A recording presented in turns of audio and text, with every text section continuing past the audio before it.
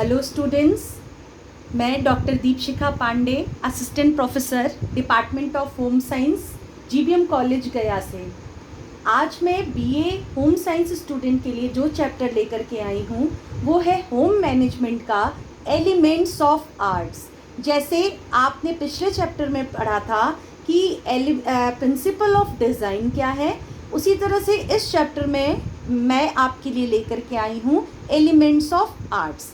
अपने चैप्टर को शुरू करने से पहले स्टूडेंट्स, सबसे पहले ये जानना ज़रूरी है कि आर्ट्स क्या है। ठीक है, तो इस पर थोड़ा सा हम फोकस करते हुए आपको बताते हैं कि आर्ट्स यानी कि कला। कला क्या है? कला किसी भी व्यक्ति के जीवन में क्या करता है? ऊर्जा का संचार करता है। ठीक है, या ये कहें कि अपने मनुष्य के अंदर जो भावनाएं होती हैं उनको प्रकट करने का या अभिव्यक्त करने का कला एक बहुत ही बेहतर माध्यम होता है। ठीक है, जिससे किसी भी व्यक्ति को सुख, आनंद और उल्लास और संतुष्टि की प्राप्ति होती है। ठीक है, तो या इसको सिंपल परिभाषा में अगर हम आपसे कहें कि जब किसी के अंदर स्किल ऐसा होता है और वो स्किल का यूज़ किसी भी चीज़ में सुंदरता और आकर्षक उत्पन्न करने के लिए प्रयोग करता है, तब हम उसे क्या कहते हैं? कला कहते हैं। ठीक है, या संक्षेप में कहें तो किसी के भी पर्सन के अंदर कला को उत्पन्न करने के लिए यानी कला को प्रकट करने के लिए दक्षता यानी स्किल और सृजनात्मकता यानी क्रिएटिविटी का होना बहुत ज़रूरी है। बच्चों, अगर देखा जाए तो आज के भागदौड़ भरी ज़िंदगी में क्या है कि हम लोग बहुत ज़्यादा व्यस्त रहते हैं, कला पर हम ध्यान नहीं देते, लेकिन कला के माध्यम से हमारी भावनाएं प्रकट होती हैं और हम इसमें संतुष्टि का अनुभव करते हैं।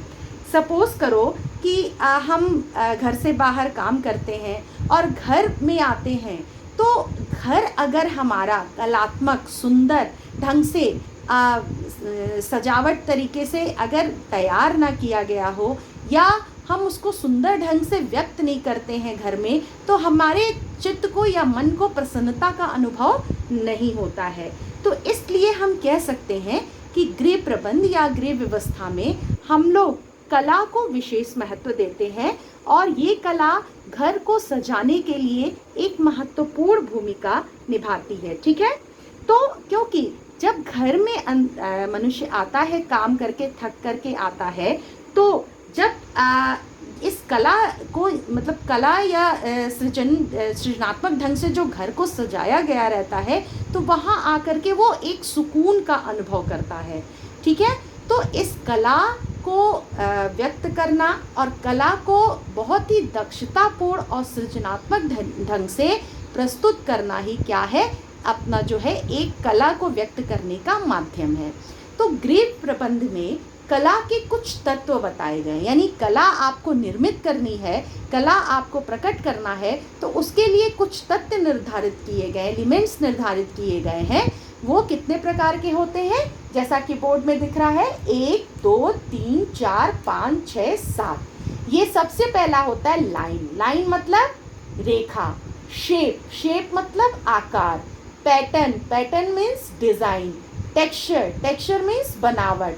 कलर, जैसा कि जान रहे हो, रंग। लाइट, प्रकाश। और स्पेस, खाली स्थान। तो हम लोग एक एक करके एक एक एलिमेंट्स पर डिस्कस करेंगे। तो स्टूडेंट, सबसे पहले हम लोग आते हैं अपने लाइन पर। लाइन क्या होता है बच्चों?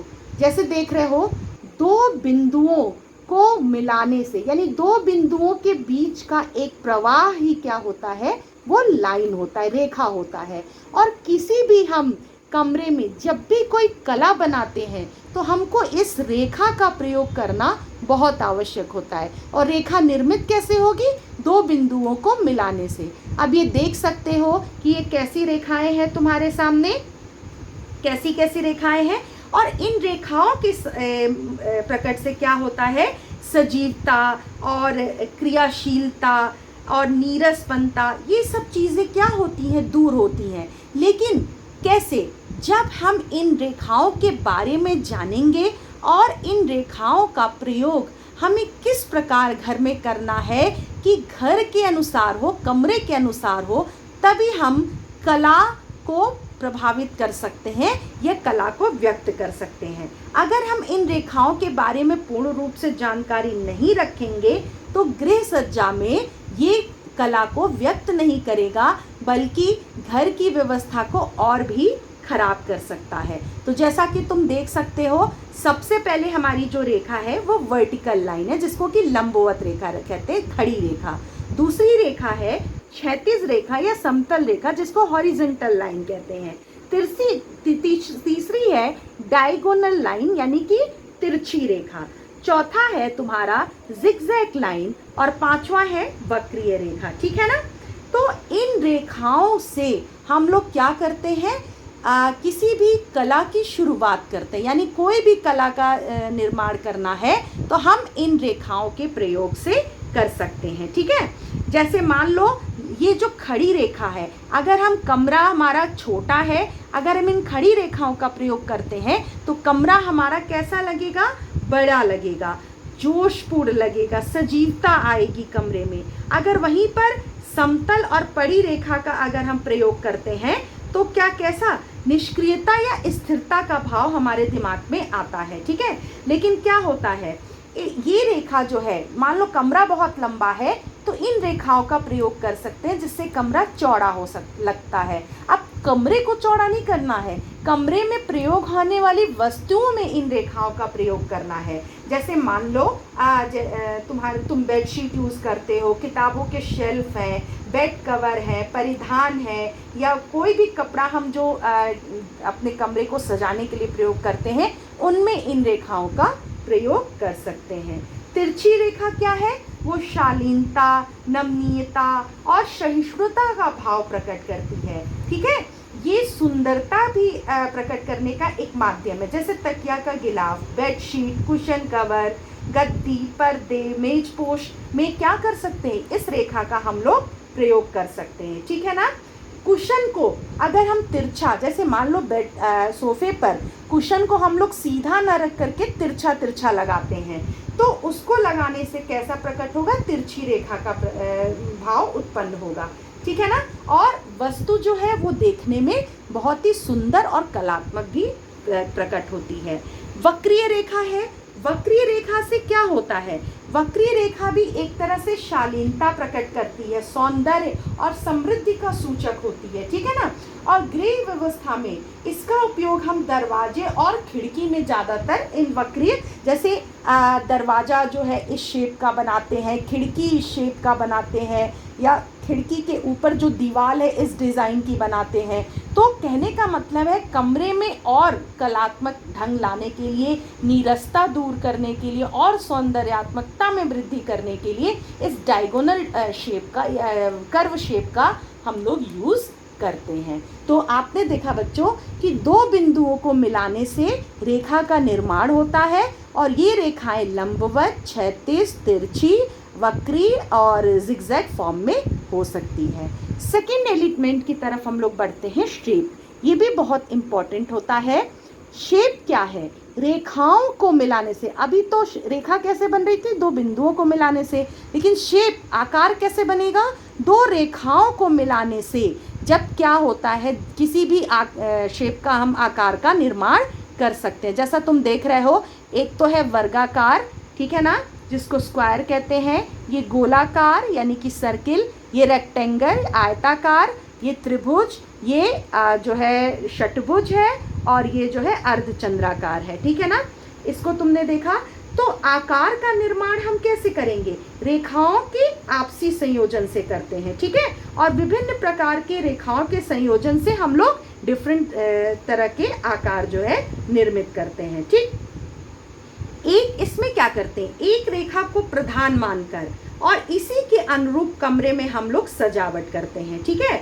और अनुरूपता और संतुलन पर आधारित आकार जो है ये बहुत ही सुंदर और बैलेंस्ड लगते हैं। जैसे मान लो गृह सज्जा में हम लोग क्या करते हैं कि बहुत अधिक ऊंचे अथवा चौड़े सोफा सेट का उपयोग करते हैं, तो वो सुंदर नहीं दिखाई देगा। ठीक है। और भले ही सोफा सेट क्या हो, बहुत उसका रंग सुंदर हो, बनावट सुंदर हो, मजबूत हो, टिकाऊ हो, जो भी हो, लेकिन वो आकर्षक नहीं दिखेगा, है ना। तो इसके लिए हम क्या करते हैं, कमरे के आकार के अनुसार हम कोई भी सामान जो है एडजस्ट करते हैं। अगर आकार सही नहीं होगा तो कमरा भी हमारा सुंदर नहीं लगेगा। ठीक है, सबसे पहले हम लोग आते हैं स्क्वायर पर। तो स्क्वायर जैसा कि देख रहे हो, जिसमें चारों भुजाएं समान हैं, उसको हम लोग क्या कहते हैं? स्क्वायर कहते हैं। ठीक है ना। और इसमें क्या है? दो खड़ी रेखाएं हैं और दो समतल रेखाएं, और चारों जो है रेखाएं आपस में क्या है? बराबर माप की हैं। और उसके बाद जो है तुम देख सकते हो वर्गाकार, यानी कि ये गोलाकार कहते हैं। इनका निर्माण क्या है? दो वक्रीय रेखाओं से मिलकर के बना रहता है। ठीक है, इस रेखा का प्रयोग भी हम लोग गृह सज्जा में बहुत ज़्यादा करते हैं। जैसे गोल खिड़की बनवा लें और बेड का यूज़ गोल कर लें, या कारपेट गोल बिछा लें, पावदान गोल रखें, तो इनका भी उपयोग हम लोग घर में सजाने के लिए या सुंदरता बढ़ाने के लिए करते हैं। अगला हमारा है रेक्टेंगल। रेक्टेंगल और स्क्वायर में डिफरेंस है बच्चों। रेक्टेंगल में क्या होता है?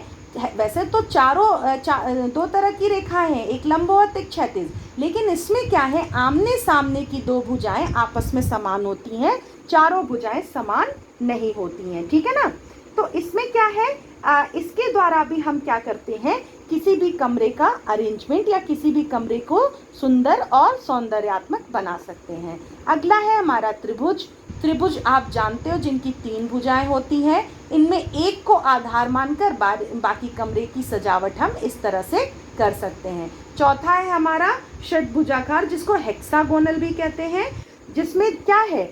2 खड़ी रेखाएं, ठीक है, और 2 खड़ी 4 तिरछी रेखाओं के मिलने से जो आकृति बनती है उसका भी हम लोग प्रयोग करते हैं। लेकिन इस तरह के आकार का हम लोग घरों में अपने कम प्रयोग करते हैं। लेकिन अर्धचंद्राकार है, अर्धचंद्राकार का प्रयोग हम लोग अपने घरों में करते हैं। जैसे मान लो आजकल देख रहे हो, घरों में खिड़की के ऊपर की डिज़ाइन जो बनती है वो है, दरवाजे की डिज़ाइनें बनती हैं, और जो है डाइनिंग हॉल में ऐसी डिज़ाइनें बनती हैं। तो ये सब क्या है?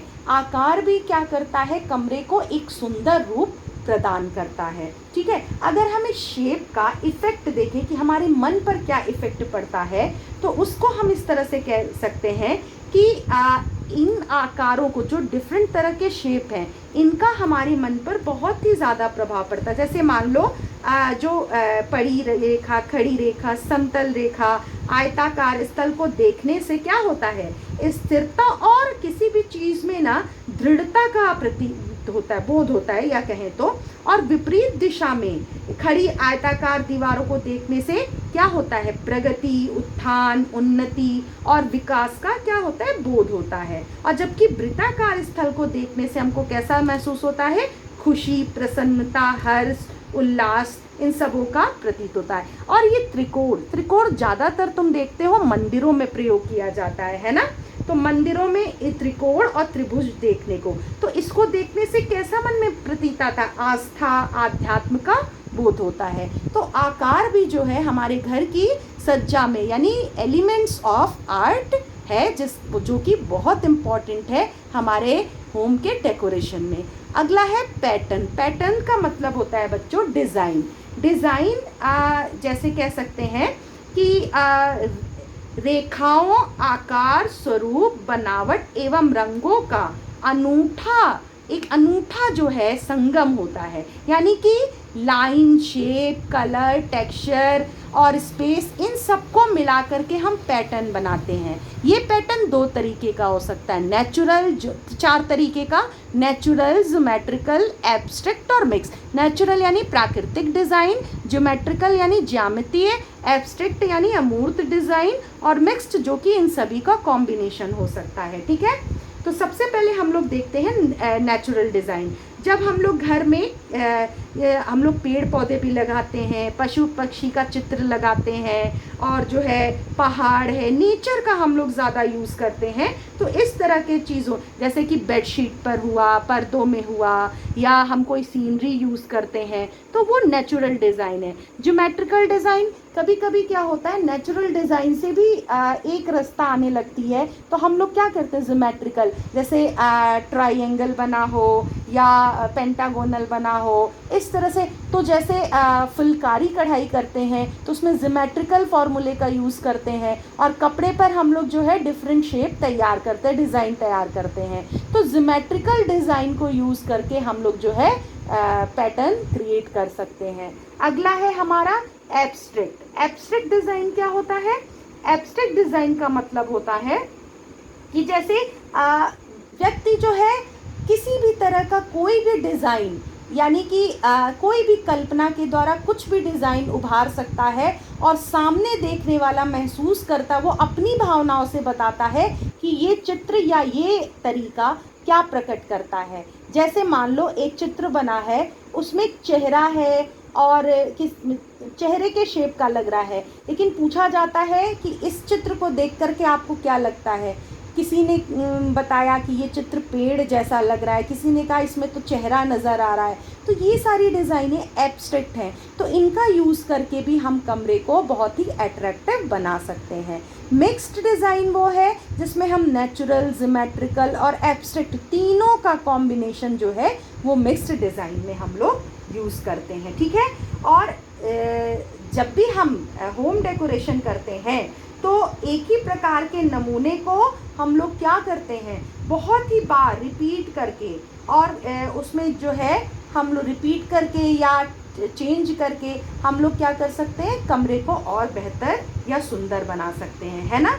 जैसे मान लो सोफ़ा सेट पर एक जैसा कुशन लगाएं, एक जैसा कुशन कवर लगाएं, एक डिज़ाइन के तैयार करके लगाएं, तो उससे हमारा कमरा क्या होगा, एक सिमेट्रिकल और एक बैलेंस्ड नज़र आएगा।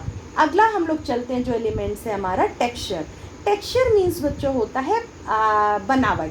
जैसे तुम, अब बनावट के लिए हमें किसकी ज़रूरत पड़ती है, सेंसेस की ज़रूरत पड़ती है। यानी हम जो सेंसेस मतलब होता है ज्ञानेंद्रियाँ, जिसको हम छू करके, देख करके महसूस करते हैं, वो हमारा टेक्सचर होता है। जैसे टेक्सचर्स कई तरह के होते हैं, खुरदुरे, चिकने और रूखे। तो इनको जो है छू करके, ऐसे टेक्सचर्स का यूज़ करके हम कमरे को भी बहुत सुंदर बना सकते हैं। जैसे आजकल देख रहे हो दीवारों पर खुरदुरे डिज़ाइन तैयार की जा रही है, कलर जो है खुरदुरे लगाए जा रहे हैं दीवारों पर।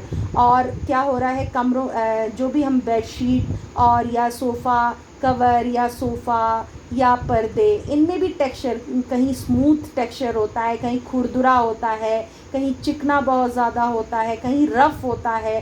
तो इन टेक्सचर्स का यूज़ करके भी हम लोग क्या कर सकते हैं, कमरों को सजा सकते हैं। देखो टेक्सचर के बारे में कहा भी गया है कि texture is the tactile surface quality of material which may to felt when we touch the material or object may be identified through visual examination। यानी कि छू करके, देख करके, महसूस करके जो चीज़ हम करते हैं, तैयार करते हैं कमरे में, वो हमारा टेक्सचर कहलाता है। और टेक्सचर अभी हमने बताया बच्चों, खुरदुरा, चिकना, मुलायम, और कुछ भी, कोई भी सतह हो सकती है। जैसे फर्श भी आजकल देख रहे हो डिफरेंट टेक्सचर का बनाया जा रहा है, दीवार डिफरेंट टेक्सचर्स के बनाए जाते हैं, कहीं खुरदुरा बनता है, कहीं चिकना बनता है, कहीं खुरदुरा चिकना मिक्स मिला करके बनाया जा रहा है। तो कहने का मतलब है कि ये भी कला को उभारने का एक तरीका है, जिसको हम लोग इंटीरियर डेकोरेशन या होम मैनेजमेंट में, गृह सज्जा में हम लोग प्रयोग करते हैं। अगला आता है बच्चों कलर। कलर का भी हमारे गृह प्रबंध में, यानी कि जो हमारा गृह सज्जा है उसमें एक इम्पॉर्टेंट रोल होता है, ठीक है ना। या ये कहें कि रंग जो है वो कला के तत्वों का सबसे महत्वपूर्ण इकाई है।